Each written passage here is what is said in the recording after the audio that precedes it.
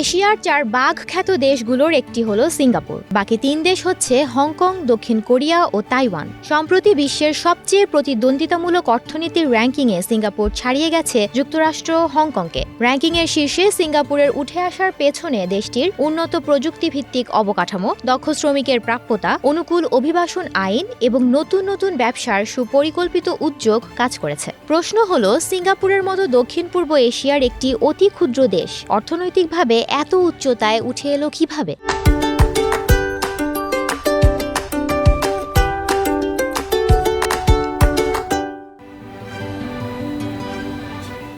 বাণিজ্য কৌশলগত দিক থেকে দক্ষিণ পূর্ব এশিয়ার ঠিক মাঝখানে সিঙ্গাপুরের অবস্থান হওয়ায় দেশটি আশেপাশের দেশগুলোর অন্যতম প্রধান বাণিজ্য কেন্দ্র হয়ে উঠেছে। এটি একটি গুরুত্বপূর্ণ বন্দর হয়ে দাঁড়িয়ে আছে। বাণিজ্যিক দিক বাদেও রাজনৈতিক প্রেক্ষাপট বিশ্লেষণ করলে দেখা যায় সিঙ্গাপুরের সবচেয়ে বড় রাজনৈতিক দলটি হল পিপলস অ্যাকশন পার্টি। 1954 সালে একটি ছাত্র সংগঠন থেকে স্বাধীনতাপন্থী এই দলের জন্ম হয়েছিল। দলটির অন্যতম প্রতিষ্ঠাতা লি কুয়ান ইউ সিঙ্গাপুরের প্রথম প্রধানমন্ত্রী ছিলেন। তিনি টানা 3 দশক সরকার প্রধান ছিলেন। এক প্রজন্মেই সিঙ্গাপুরকে তৃতীয় বিশ্ব থেকে প্রথম বিশ্বে তুলে আনার জন্য তাকে জাতির স্থপতি বলা হয়। লি কঠোরভাবে ও সুশৃঙ্খলভাবে একদলীয় শাসন ধরে রেখেছিলেন। স্থিতিশীল একদলীয় শাসন দেশটির অর্থনৈতিক প্রবৃদ্ধিকে মসৃণভাবে এগিয়ে নিতে পেরেছিল।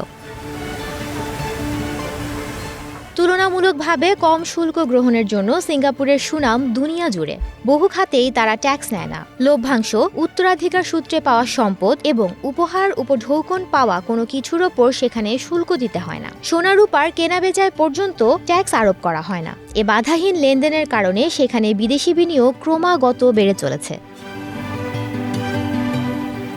সিঙ্গাপুরের বাস ও পাতাল রেল সহ সব ধরনের সরকারি পরিবহন ব্যবস্থা শুধু সর্বাধুনিকই নয়, বিস্ময়কর বিষয় হল যুক্তরাষ্ট্র ও যুক্তরাজ্যের তুলনায় এসব পরিবহনে যাতায়াত ও মালামাল আনা নেয়া অনেক সস্তা। অন্যদিকে সেখানে প্রাইভেট কারের মালিক হওয়া অনেক কঠিন করে দেওয়া হয়েছে। কারণ দক্ষিণ কোরিয়ায় যে গাড়িটির যত দাম, সিঙ্গাপুরে তা কিনতে গেলে তার 4 গুণ টাকা খরচ করে কিনতে হবে। ব্যক্তিগত গাড়ি কম থাকার কারণে সেখানে গণপরিবহন চলাচল সহজ হয়েছে।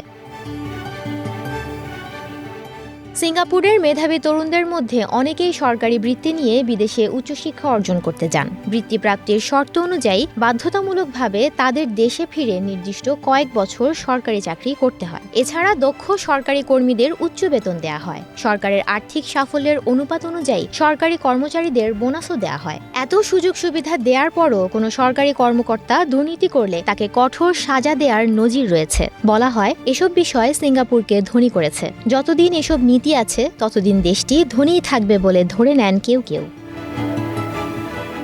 ডেস্ক রিপোর্ট, প্রবাস খবর।